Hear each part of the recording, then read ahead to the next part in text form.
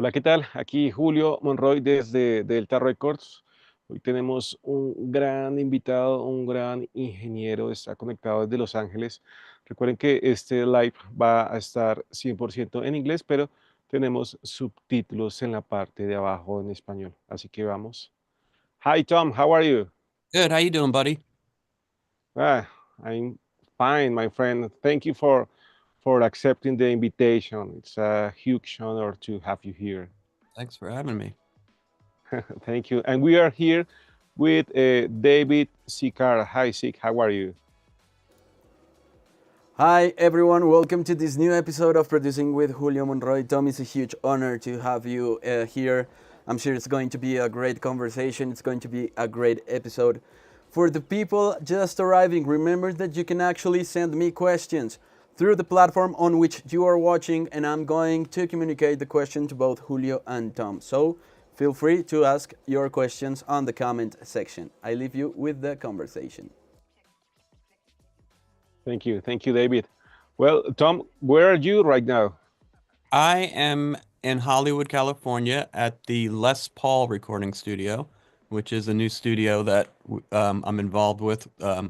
The Les Paul Foundation put together, and it's basically Les's studio. It's the first multi-track console, the first multi-track tape machine, which you can see in the background, the Octopus. Um, we've got a bunch of Les's instruments here, so it's sort of a new thing we're doing, and we're going to do education out of here, and it's going to be open for people to come in and do sessions. So it's sort of like a, you know, and it's I don't like to use the word museum, but it sort of is a working museum at the same time because there's so much of Les in here, of all of his original stuff. So it's sort of Yeah. like, our headquarters now of where we base all of our work out of. Well, it's beautiful. I was there like 1 month or 1.5 months, and it was amazing. In that room, I met you, and I want to thank you for showing us all that beautiful equipment. I think uh, it's amazing to have you here and that you are in that room. But first, there's only one mandatory question in the live stream. There's the only mandatory. And can you tell us more about and how did you begin in the audio and the music industry? Uh, what uh, what were your beginnings? Can you tell us more about that, please? Sure. I mean, I think I started probably like a lot of people as a musician. You want to be in a band and play. And um, when I was 18, I was playing in a band and we got a record deal. And I came out to, I'm from New York. So I came out to California, right down the street from here, and did my record at what's now Henson. At the time, it was A&M, and my band did our record, and like a lot of rock bands, we broke up while we were making the record. So I went back to New York, and my thought was I'll get a job in a recording studio and I'll find another band of great players and go right back out and get another record deal and become a rock star. So I went back and I got a job in a recording studio, and it it was in Hoboken, New Jersey, and it just so happened that that's where Lenny Kravitz was making all of his records. And right when I got a job there as like an assistant, he really was starting to get big, and he sort of, bought the studio out. It just sort of became all him. So I went from being an assistant to working for Lenny. So, and that's really how I got into it and learned how to record. Was, I was about 7 or 8 years with him, and just being an assistant, like, not having a lot to do with the recording other than setting things up. But I really learned how to make, records sort of the old school way with tape machines, and getting the sounds right in the room. And this was way before Pro Tools and all that. So that's really how it started. And then I also quickly realized that that Lenny was a rock star and I wasn't a rock star. So so I gave up the dream of being a rock star and just get in the studio and kept going. So, and then since then that was, in my early 20s, and then um started my own studio in New Jersey, a little warehouse studio, and then another Yeah. studio in Manhattan, and then now I have a studio in Brooklyn that I've been there for almost 22 years, I think. So, Wow. yeah, so that's sort of my home base. And I have an apartment in New York and one in LA now, and I just go back and forth between my place and the Les Paul studio. So Wow. so that's the overview. I don't know how deep Wow. you're into it. Great overview. So your beginnings were with Lenny Kravitz. Yeah, That's amazing. just being an assistant, nothing crazy, but I was there, for a big chunk of time, and it was a great thing because it was right when he sort of, I just sort of stepped into the thing where it was just him, and it was a great sort of education because, the style of records he was making was really recording based. It was like, they were stylistically cool recordings. They weren't just really clean or, Yeah. we were really, researching things and trying old techniques. I mean, this was all tape machine stuff. Mm-hmm. So, um, and then luckily he sort of was one of the guys that sort of started first with Pro Tools as far as like, being a vintage guy who went to the digital stuff. So early on, he got Pro Tools, and I definitely was trying to pick up what I could. And back then, excuse me, back then, the way Pro Tools worked, this was like, I guess, like version 3 or 4 of Pro Tools, Yeah. like the mid 90s. Um, you would get these floppy disk sort of authorizations. So that's how they didn't have USB or any of those iLok stuff. So you'd put in a little disk, and that's how you authorized your computer. And it didn't require you to have hardware. You could run it in this mode called Power Mix. So, and Power Mix would just let you use the 1/8 inch plugs at the back of the computer. So you could have a stereo in, 1/8 inch, and a stereo out. So I had like a string of adapters this long to get into my little, console with XLRs, and I took one of his backup discs. So that's how I first started. Lenny had, you would get your initial install disc and a backup disc. So he let me use the backup disc to authorize my computer. And I started with Pro Tools at that point. And I started learning it at home, and that really launched me from getting from the guy who set up the mics and all that stuff to breaking out on my own and doing Pro Tools gigs, because at the time no one had Pro Tools. So Wow.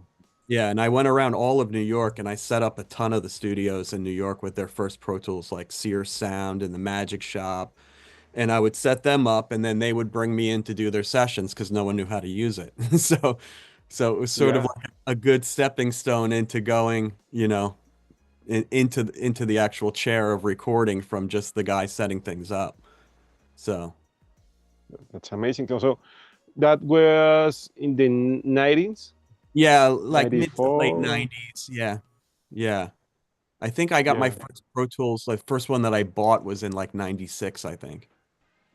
Well, 96. I love Pro Tools, by the way. Yeah, I love I, it. I mean, yeah. it's funny because we have Pro Tools in the room here at the Les Paul studio, but we also have the first multi-track as well. So like we span the entire gamut of recording here. It's literally from number one to, the most cutting edge, digital stuff. So, but I love it Amazing. all. It all has a purpose. Yeah. I remember when I was there and you were with a big screen, Yes. with Pro Tools and with the console, and it was like new stuff and all the stuff or vintage stuff. And I was wondering, what do you think about that mix when that you have old stuff and new stuff like Pro Tools. And what do you think about the old sound and the new sound? I love everything. I mean, I think everything has a purpose, and I use them both sort of in conjunction. Like, recording the tape is great, and you can get tape compression, and and then I'll record even in Brooklyn. I'll record the tape, and then I'll dump it to Pro Tools, and I'll do my vocals in Pro Tools because it's way easier, and stuff like that, and even stuff like compression and stuff. Like, I'll sometimes take my like, if I'm doing a vocal, I'll record a vocal, and then I'll do some gain rides on it first if anything's any crazy transients, and then I'll run it through like a plug-in compressor, like an arc compressor, something that's really, fast and transparent and doesn't color the sound, and that tames it down. And then I'll run it through like an LA2 or an 1176, because then I'm getting all the vibe off it. I can touch it with the compression, but I don't have to worry about it being too slow or grabbing something weird. So, and then sometimes I'll just use an 1176 or something, and it's great, but I like using everything and just sort of, having the best of both worlds. Yeah, I remember I saw that that was a Fairchild at your right. Sure. Yeah, Yeah, that's 70. yeah. Wow, that is it's amazing all the stuff that you have there. Yeah, we have a ton of stuff. So we're at United in LA, which Yeah, is the historic studio. I'm sure most of your people watching know about it. So they actually helped us out with a lot of this great gear. So this is a lot of their stuff. But we've got Fairchilds and GML EQs and stacks of LA2s and 1176s and all the fun stuff you'd want to have at a like studio. like So, this but what's great Disneyland. about Yeah, and what's great here is we can record to the octopus and it sounds great. I mean, it's what you'd expect from an Ampex 300. Um, but then we can just really take the connectors right out of the side of the console, and we have duplicates that go right to Pro Tools. So you can use the console and record, straight to Pro Tools. All the busing works exactly the same way as it would to the tape machine, just goes to Pro Tools. And you get, the advantages of that, which, this console is all tube and it's, sounds amazing. So you could go straight to Pro Tools and record, like a Beyonce record or something that's, super, hi-fi, new, clear, kind of recording, doing it that route, or you can go into the Ampex and then you start to get into that world of tape compression and, what we all like, that vibe of the tape. So you basically can do it all here. And the console is a great centerpiece because it really works fantastically with both.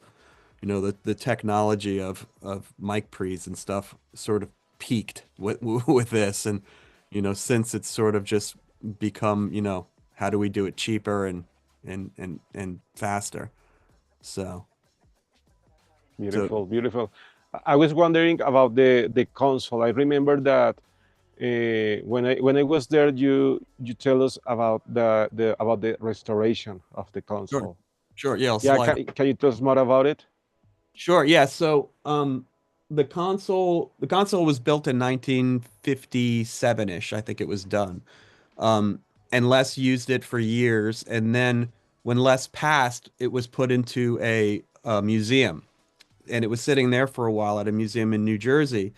And so how it all sort of became and how we got here was, Les had an enormous archive of music, like 33,000 songs, I think, and they had it at the Library of Congress, and a team from the foundation went down and like transferred everything and digitized the entire catalog.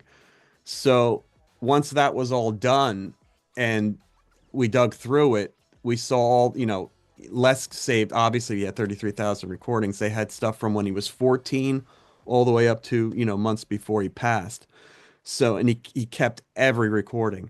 So we found in the archive that before, so I always like to say there's sort of three uh, different points in Les's sort of evolution of multi-tracking. He started with a sound on sound machine, which you may have seen pictures of, which basically was a mono Ampex machine, and he put an extra playback head on it. And what he put the playback head before all the other heads. And basically what that did is it would hear what's on the reel, and then he took a feed from his guitar and a microphone and blended it in with that and sent it to the record head. So he could multi-track on that one machine over and over, but the problem was it was destructive. So you were going over the same piece of tape. You could keep adding, but if you messed up, you'd have to start all over again. So the second phase of lesson multi-tracking was doing disc to disc using acetates and using two tape machines. When he finally got two tape machines, he was able to record to one, rewind it, play along with it, and record to another. Then he'd rewind that, play along with it, and record it back to the first deck and back and forth. And then the third stage of multi-track is when we get to the octopus, when we have a sync head and actual multi-tracking, where you could, do it like we do now. So the tape to tape part of the archive, we realized that he had what we call them like the stem tree, or like Les called them positions. I call them, like we would call them, stems now. So basically, as I was explaining, when you have the tape to tape, we had in the archive, he kept that first generation, and then the second generation, and then the third, and then the fourth, the stems. So they were mono and everything was baked together, but they existed. So you could hear the process of how he was adding and how he was doing it. So what we thought was, okay, we have all this stuff that he left us. If we put it all together and lined it all up, maybe we could flip the phase out of each, flip each other take and phase out the old tracks and make a multi-track out of it. But it ended up not working because the two tape machines drifted so much that they weren't that locked. So we spent about a year trying to figure out how to lock that stuff up. And we did. We ended up using a company called Cedar, and they helped us with their software to get all the stems lined up. So once we had that, everything was within like one cycle of each other. Still, the phasing thing didn't work, but at least we had all of his stem trees lined up where they were exactly the same length. So then we went into AI and started using the AI stuff to separate the stems. And the whole purpose of doing this was, because he was going tape to tape, or acetate to acetate. By the time you'd get to the end of one of his mixes, it would be 20, 30 generations of tape loss on them, because he was going back and forth and back and forth. And on the disc to discs, you'd get that popping and record hiss, and it would just accumulate. So when you listen to a Les mix or a record, they're pretty crunchy, and because he was the only guy multi-tracking, he used it and he put a lot of layers on. So I think at the time people overlooked it because you were probably listening on AM radio and you couldn't really decipher the quality so clearly. And you were so blown away by the production of what he was doing, because it was the first time you were hearing like guitars, harmonizing the way he did. Like, so in Les was an incredible guitar player. He basically invented guitar shredding. Like he was, one of the first guys, really digging into it. And then he was doubling and tripling in harmonies, and the vocals, Mary would be 3-part harmony from the first word to the last word. And because you never heard someone sing on top of themselves, it was so incredibly tight. So what they were calling the new sound was just blowing everyone away, the production.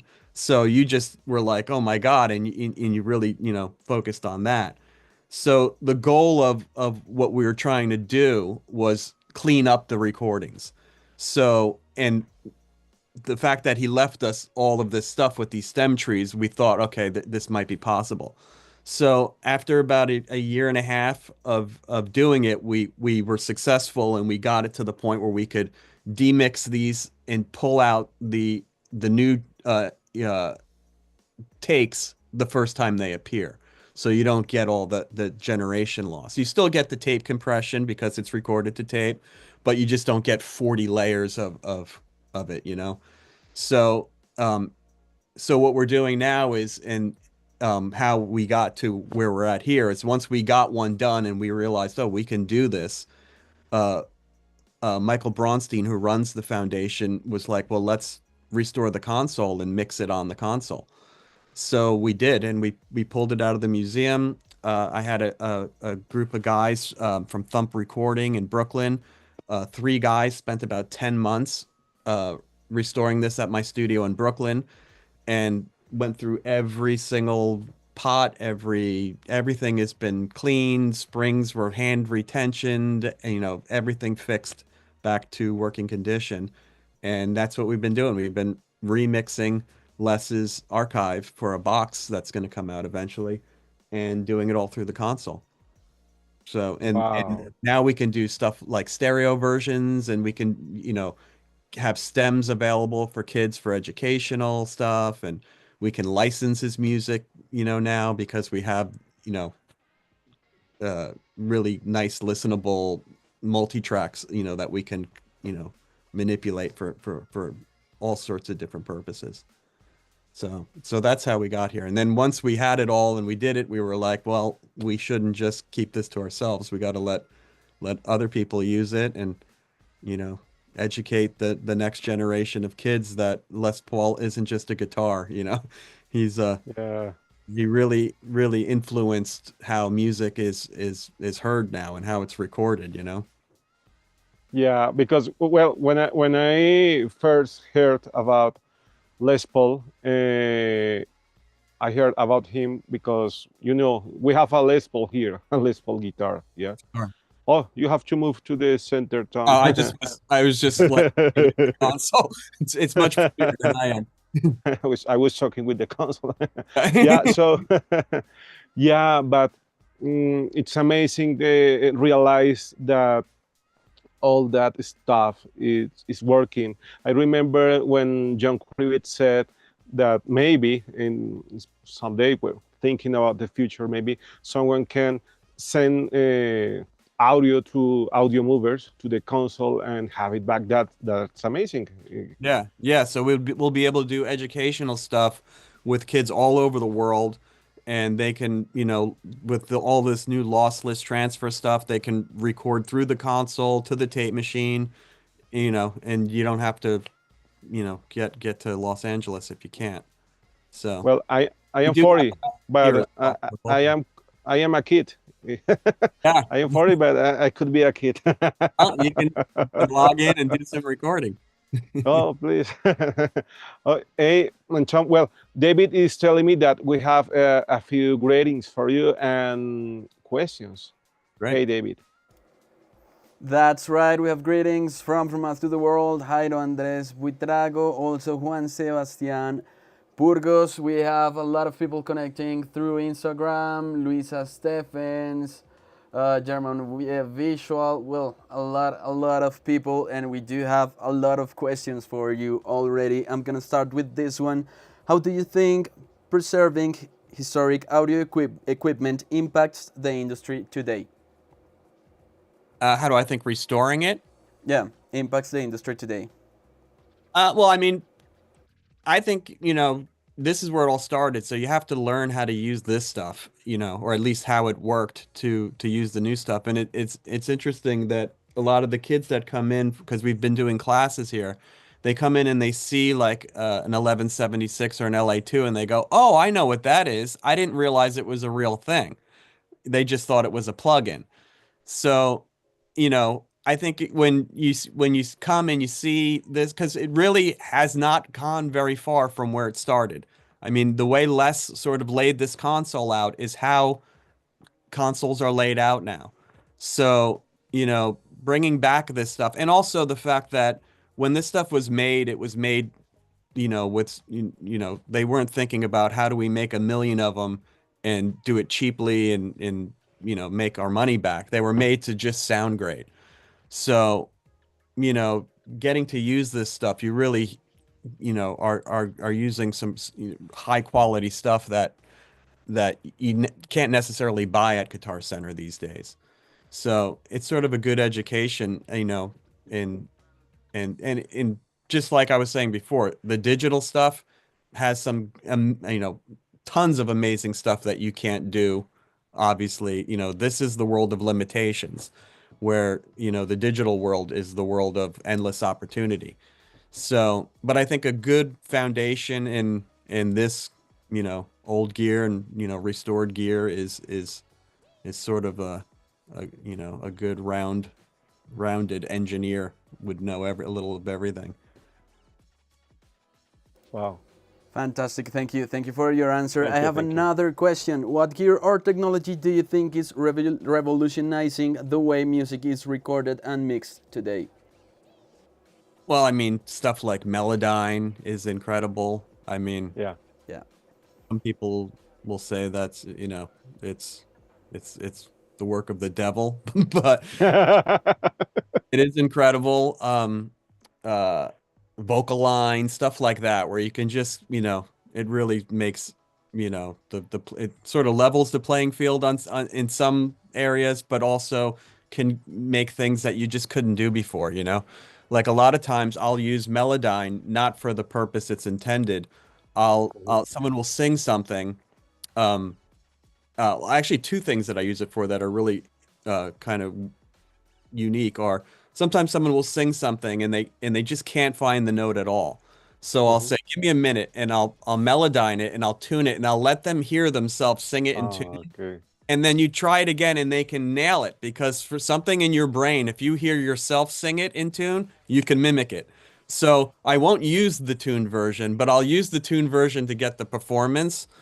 And also, a lot of times I'll have people sing and then I'll create a harmony in Melodyne Oh yeah. they couldn't have done, or Great trick. and play it back and go, that's what we want to get, and then we nail it.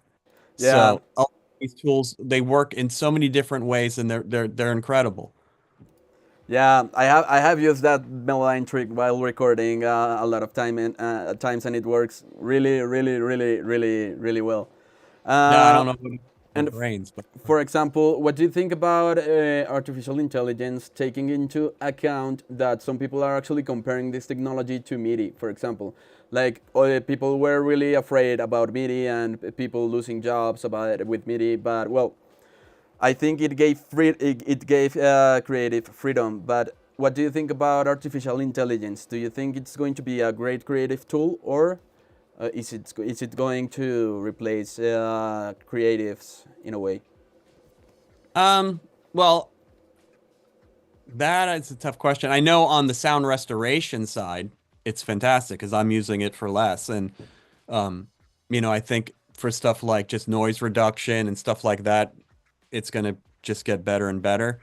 Um, the creative side, yeah, I mean, I see where it's, I mean, I can see where people are, going, I can't figure out a bridge for this song.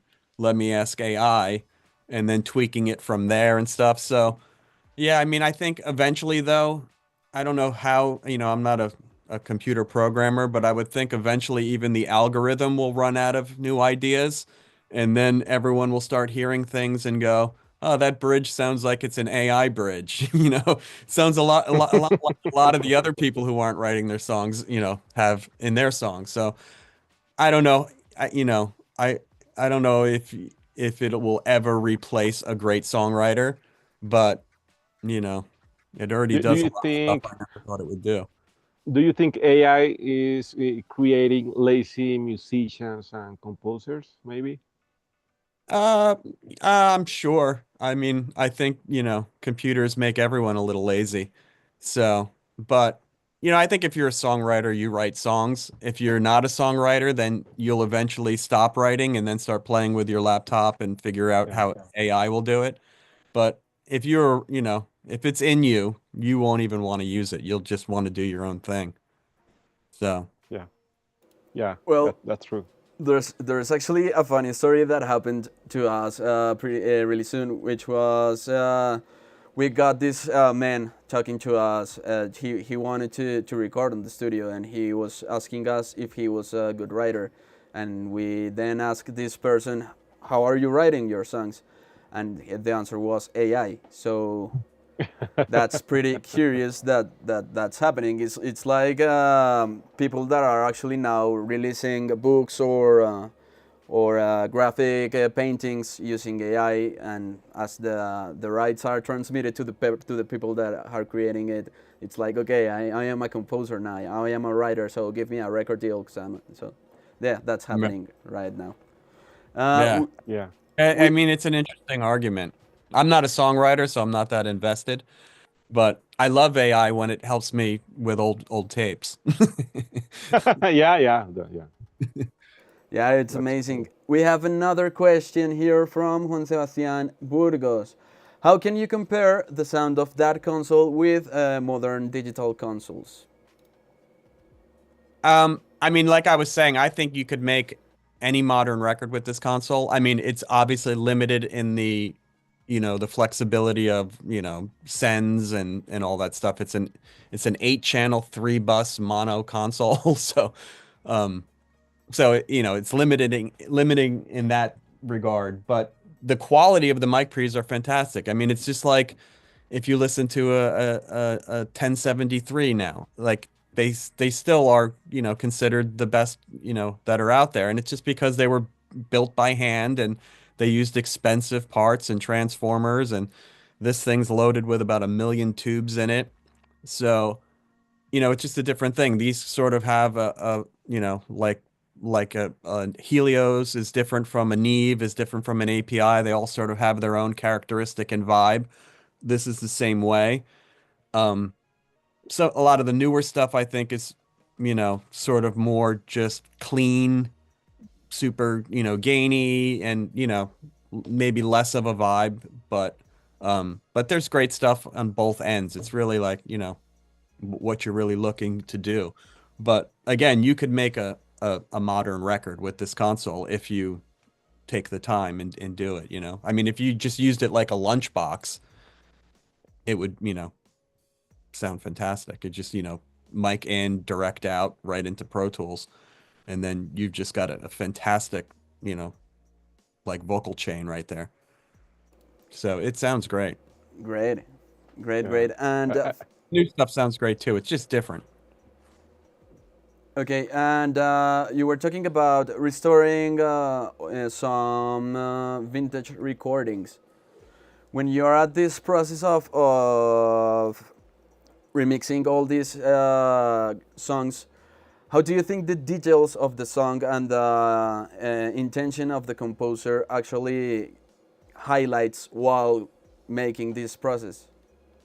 Yeah, it's a good question because we really try to not change anything. It's the goal is to remove the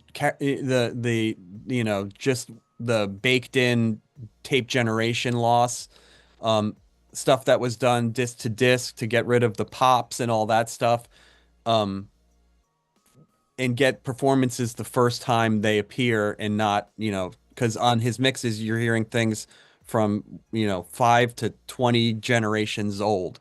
So it was really to clean that up. So when we do the remixing, we try to keep everything. I mean, I have every one of Les's first pressing records from his house that I have here that I A/B to when I'm mixing to make sure I've got the levels correct.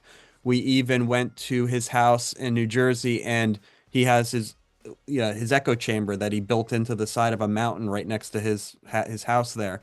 And we went out there with a Altec 604 speaker, set everything up, looked at pictures of how he was doing stuff, same way, and went out and did IR responses on his chamber so that we could, bring that out here. So when we mix, we're using the chamber he was using. And I even took some of the vocals from Mary that we had isolated from our process of breaking down the multi-tracks and played that through the speaker and recorded that as well to check to make sure that the IR response sounds exactly as it should if you played her vocal through the speaker and solo. So we really have been going to great lengths to kind of get them sonically, I mean, balance wise to be the same and not really mess with anything that Les was doing. But when you go into the stem trees, you realize that he was losing things that he wanted, but you just couldn't, they just didn't surface because as you recorded, another problem with how when he was doing stuff, I think it's probably because his headphones weren't great, the headphone mixes, but as every time he adds a new layer, it's way louder than it should be. So the newest track is like 10 dB louder than probably how you'd want it in the mix. And he would arrange things in that way. So he was working around obstacles, you know, even with the arrangements of how and the orders of how he was recording things to adjust for it. But sometimes you would listen to things and you'd go, I never even knew that was in the song because it just got lost. So we try to bring that stuff back, but again, keeping it as original as it possibly can be. So, Yeah, well, that's amazing. And Tom, well, it seems that you have a lot of experience. I was wondering, looking back, how has the audio industry changed since you started? Because, well, you have a lot of experience, and I know that Pro Tools came and changed everything. But, for example, there were more studios. Now there are less. Or can you tell us more about your experience based in the time? yeah, well, when I started, it was all obviously tape machines and there were, big studios and record budgets and that was, the glory days. And then, then it switched over and when Pro Tools became a thing, I mean, it was sort of like, you lost some of that, but you gained some other stuff. Whereas people now can make recordings on their own that are incredible, and people are making recordings in their bedroom that are selling millions of copies, and you don't have to go through the whole, machine of getting, you used to have to get a record deal or some sort of development deal. Then you'd have to go to a studio and spend a fortune on, studio time to get your music out, and then do all that. Now it's become with, you can put your music up and be worldwide in an afternoon. So there's a give and take. Um, but yeah, a lot of studios have closed and it's become more of like basically like my studio. Like, I was after working with Lenny and I opened up a bunch of my own little studios. I started working at a studio in Manhattan called the Magic Shop, which was owned by a guy named Steve Rosenthal, who also works for the Les Paul Foundation. And the Magic Shop was like an iconic New York studio, and I was an engineer there for a few years, and eventually the Magic Shop got shut down too, just because the neighborhood changed, and the big businesses come in, and I think it's a handbag shop now. So that whole culture of studios and being able to go through that sort of schooling doesn't really exist in New York. There's only like, a handful of big studios left. Out here in LA, a, there's way more of a music scene than there is in New York as far as studios go. And there are tons of still great big studios, but you're starting to see them, close too. So it's sad that times change and people, don't necessarily need an orchestra-sized room these days. But hopefully a lot of these studios will hang on because, there's a ton of history here and the rooms sound great. A lot of the rooms in New York are not built like the rooms in LA. These are, built to sound fantastic. There's so much math involved. A lot of the New York rooms are like there was a warehouse that was affordable. We moved in a console and then we built and started building around that and keep tweaking until it sounds great. So, but I think it's slowly happening here where the times are sort of changing and things are getting a little smaller. But but yeah, it's it's been a lot of change. The music business used to be like where people became millionaires. Now it's sort of like if you want to work in the music business, it's because you love working in the music business. Tough. Yeah. Yeah, I was today. I was with the doctor because I have a pain in my knee. So she asked me, "Hey, what do you do for a living?" And I said, "Yeah, well, I am a musician. I record, music producer, audio engineering." And she said, "Oh, really? There's a career for that?" And I was like, "Oh my god." I thought she was going to say that's why your knee hurts. Yeah. Well, that's the reason. Yeah. So yeah, I was like, oh my god. Well, It's we have another question. Yes, we do have another question. We have a question from Jairo. How is the maintenance process of this type of hardware, vintage hardware? This one in particular is a lot of maintenance. There's a lot of tubes in it. So we probably have 400 tubes in the back, like just waiting.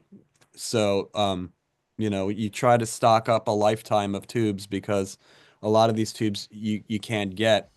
Um, so just keeping that part of it going is tough. And, tape machines need to be calibrated and but it is built, you can see it sort of looks like a a warship. So it, they're constructed pretty heavy duty, but tubes and stuff they do have a lifespan. So it is a bit of work. Like we just had an issue with the power supplies. When you turn the power supplies on, they get so much power hits them right off the bat that the tubes were just exploding every time. And um, we came to find out that if you have old tubes from like the 50s, they were built much heavier duty. So when you turn the power on, it could take it and then it levels out and it's fine. But any new tube we would put in would just blow up. So I blew up, dozens of tubes before I figured it out. And then I found Telefunken makes these, I think they're called black diamond tubes. And I guess because there's the same tube as in the Fairchild. And so they reproduced them heavier duty and we put them in and they actually worked. But it was like, weeks of blowing up tubes at like $300 a tube and just trying them out, blowing them up, trying them out, blowing up until we found ones that worked. So there is a bit of work goes involved in maintaining older gear, but this one in particular. Wow. Great. I do have a question for you. For example, there's something about hardware, and it's that sometimes the sound and the texture is different. It sounds different. How do you think, for example, when you are creating a piece of music and you have to record this piece of music, how how does technology and deciding which technology to use actually make you might help you potentialize the intention of the song? And do you think that the aesthetic of the song is subjective or there's like a quality standard? Taking into account that, well, most of mixes sound really different from one another depending on the music style. Yeah, I mean, there's definitely something about, picking gear for a vibe. Um, but I mean, like I was saying, all those years working with Lenny, it was a good education because his music was very stylistically in the way that it was recorded. But not all music is like that. You can, I would say a big chunk of music, you can just if you, get the vibe of your playing down is more important than the vibe of the gear. But there are, tons of artists out there that are very based on the vibe of what the gear is doing, and whether it's, getting a ton of gain off a mic pre until it distorts and having like distorted drums and stuff like that. So, it's sort of it's, very unique to what each piece of music is. But I've never heard a good song that wasn't a good song based on what it was recorded through. I mean, I think it can help, and it could, make the vibe a little cooler in certain, areas, but it's definitely case by case. I mean, the main thing is if you can get your hands on some old gear, it's just, it's much different than plugins. So even if it's a plug-in of a piece of gear, it usually doesn't ever really sound anything like the actual piece of gear or behave like it. So if you can get your hands on some old gear, just play with it. A lot of it you'll hate, some of it you'll like, and I look at guys all the time and I hear records that are amazing and I look and see what they're using and I go, "Oh, I never could get any of that stuff to sound good." So I think it's all personal, You just, you can, some people play Les Paul, some people play Stratocasters. It's sort of a preference thing of what you find when you start digging. Yeah. For example, I like to move the knobs. I don't know. It feels different for me. It feels like I am doing something. Yeah, I mean, Uh, there's something great about hardware, and a lot of it yeah. sounds better. It sounds great. It sounds like, it just gets, wider, and I don't know what that is, but, I guess it's whatever the digital conversion is, but sometimes, sometimes I'll be here, like we have the like Bill Putnam chambers up in the thing, and I'll use the UA plugins of chambers, and then I'll use the real chamber. Sometimes I'll use the plugin and I'll go, the plugin's better today. You just don't know Oh, why. wow. And sometimes the chamber blows it away. But I think everything is sort of, you got to kind of try everything. I think once you start falling into the routine of this is what I use for this and this is what I use for that, then everything just starts to get a little sterile. Oh, okay. So I was wondering about what challenges have you faced in your career, and how did you overcome them? Um, I mean, I think the biggest challenge is staying busy, Yeah. is trying to, keep your, running a studio. My studio in Brooklyn is tough because you always have to find people to come in and record. Luckily, I've been doing it long enough where, I have enough word of mouth that there's usually someone always looking to do something. Um, so I've been fortunate now because now that I'm spending half of my time in LA, when I go to New York, I'm really busy because I have people waiting. Yeah. But Waiting for you. yeah, but I think that's the toughest thing is just trying to keep busy and because like I said, it's a tough business. There's not a lot of money to be made, and most people know when they start recording something that they're probably not going to get the money back. Or if they are, it's going to require touring. It's really hard to get a record budget recouped on streaming. So, um, so it's sort of become a different model of like, people just go, all right, I have this much to spend on this recording. So, it's a lot harder these days to just, get people to commit to come in and do things, start to finish and not like piecemeal. I get a lot of people who come in and say, "Hey, I've got this stuff. I recorded it. It sounds pretty good. Can you fix it?"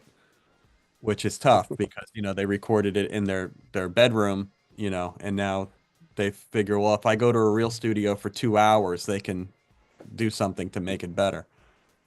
So, but I think that's the Yeah. tough thing. I mean, everything else now is so accessible as far as gear and, DAW systems and, sounds and all that stuff.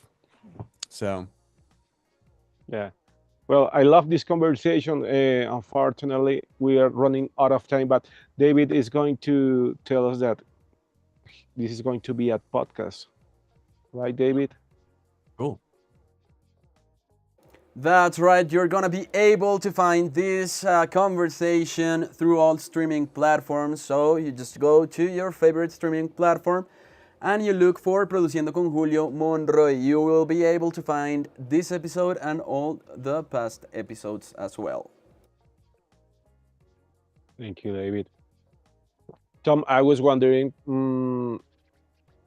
what common mistakes do you see in aspiring audio engineers? And do you have any advice for the new audio generations? Um, I mean, I don't know about mistakes. I don't Mhm. know. Um, I'm sort of isolated from a lot of studio stuff because I'm out here doing the Les Paul stuff a lot, and when I'm at my place, I'm just doing my stuff. Um, but I would say that for people who want to get into working in studios and stuff is just make yourself useful when you're there. Don't, if there's Yeah. nothing, a lot of downtime when you're in studios, and I see like a lot of people just immediately just start looking at their phone. Yeah. I would suggest put your phone away and, pay attention to what everyone's doing and try to anticipate what they're going to want next. And if you think, oh, I think they're going to probably go in and record guitars next, go start setting it up. Even if they're not going to do it, the worst case, you just have to break it back down. But just try to be really useful as much as you can. And if you become, an asset to the studio, they will keep going, well, he's the reliable person. Let's just give him this job. And that's really how you sort of keep moving ahead is, just always sort of working hard and staying away from this thing. Yeah, it's hard to stay away from the phone, but yeah, because for example, I have a lot of students. They think that they're going to end the career like 5 years studying, and yeah, now the studios are going to hire me, and it's not the truth because there are a lot of people, in the studios or working, or the studio doesn't need like 100 people like in other industries. They want like they need to hire like 2 3 people. I don't know. So Yeah. yeah, so I think that I agree with you about the fun. Yeah. Because it's an addiction. And I remember when we were, I was in Studio G a few months ago, and Joel told me that too, that you have to be useful in the studio. Yeah. Yeah. I mean, because, there's a lot to do in a studio, but nobody's really ever telling you what it is. Yeah, So you really just kind of try to just make it, and everyone wants to come into the studio and just focus on music and not focus on, hey, where did my, guitar strap go or whatever. If you see someone leave their guitar strap in the live room, go run out and bring it to where the guitar is, Just always do something to make everyone's life easier and you will move up the ladder quickly, you know, and pay attention because that's what I did all those years working for Lenny. I barely touched any gear. I was just, they would say set up the mic or do this, but if you're watching and you're seeing why one person isn't happy and then the other person is, working to fix it and where they finally come up with the solution and, you know, you just start to figure it all out. But, well, And yeah, it's very important. I actually think it has to do a lot with passion as well, because most of Hmm. the times when we are not being employed as an engineer, we are actually still being engineers at home, and we are hyperactive with creating and recording. And I think that's kind of like the secret also to know if you feel really passionate about it, and it's if you don't have a job on it, will you still do it? And I think that's important. mm, Yeah, I think that passion is, that's is very important. yeah. yeah. We have another question. They are asking if there are any brands that make a plug-in version of the console. No, we would like to. That we're so sort of overwhelmed with building this place out. We're getting ready. We're having our official opening at the end of the month. So, but yeah, I've talked to a bunch of people about it. But yeah, I would, what I'd like to do is do, a bundle of everything with sort of also an educational aspect to it, where it's not just like a modeling plugin where, it does its thing, but you could actually click on stuff and learn about why what you're doing and how to use, compressors are great, but a lot of people get these plugins and they just start turning knobs and they don't really why they're turning the knob. So it'd be kind of cool to incorporate that into the plugin as well. So you know, and for engineers who are, you know everything, you could turn that off or whatever. But it'd be great to have something that not only was a model of everything, but sort of told you the history of it and the backstory and how to use it, you know, be something that I haven't seen. Yeah. Well, we have David is going to tell us more about an event that is going to be in Mexico. David, can you tell us more about that?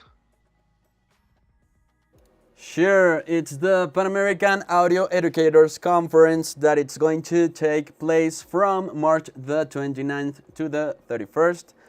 And it's going to be at the World Trade Center in Mexico. So it's going to be run currently with Soundcheck Expo. You're going to be able to meet a lot of educators, developers, thought leaders, and we're going to be discussing about a lot of topics.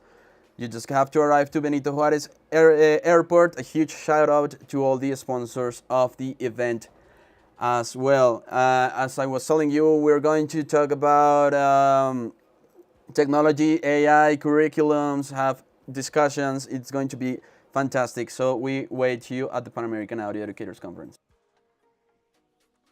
Thank you, David. It seems a good plan. I'm thinking about going to LA maybe in October for the AES, and it would be great if you are there. I don't know if you're going to be in New York, but No, I maybe. plan on being out here. I think we might even do a little AES party or something here. Oh, my friend, that's amazing. I, I'm not a party guy, but I am a Oh, I've console seen you guy. party. I've seen you party. Where? When? Where? Which party? I saw you around NAM. I saw you at some parties around. You were making your way around LA. Oh yeah, well, tourism, and I want to thank you for being here with us. I promise that it won't take more than 1 hour. I know if you are busy and you have your stuff. And my friend, thank you for being here. It's amazing. I hope to meet you again soon, maybe in October. And I don't know what is Yeah, going to happen in the future, but please, if I go, please invite me again to this beautiful studio and we can hang out. Okay, thank you, man. thanks for Thanks having for me. everything. Yeah, so thank you, David, for all your hard work in the live stream. It was my pleasure. Thank you, Tom, for being here with us. It's a huge honor to have you here. You have said a lot of really interesting things. I mean, the setup, the place you're at, it's amazing. It's really, really amazing. And well, we have actually a video about United Recordings in our YouTube channel, so you can check it out. And Tom actually explains a lot more of what we were talking today as well, so you might as well go there. And if you want more information, you can find the video. And well, thanks to all the people that have connected, the people that have sent us questions. We have run out of time, so we were not able to answer all your questions. But well, we might eventually make a second part as well. We have a lot of questions. Thank you a lot, Tom, and thank you, Julio, for creating this space. I'm leaving you with Julio now. Thank you, David. Well, thank you, Tom, for this amazing space talk, for showing us the equipment of Les Paul. Thank you. Next week, we're going to have a live with John Kravitz, the AES past president. From Hey Audio Student, we're going to talk about the Pan American Audio Educators Conference, and we are going to be here at Delta Records. So please don't miss this live stream. It's going to be next Thursday at 5 p.m. Colombian time. So see you next week. Bye bye.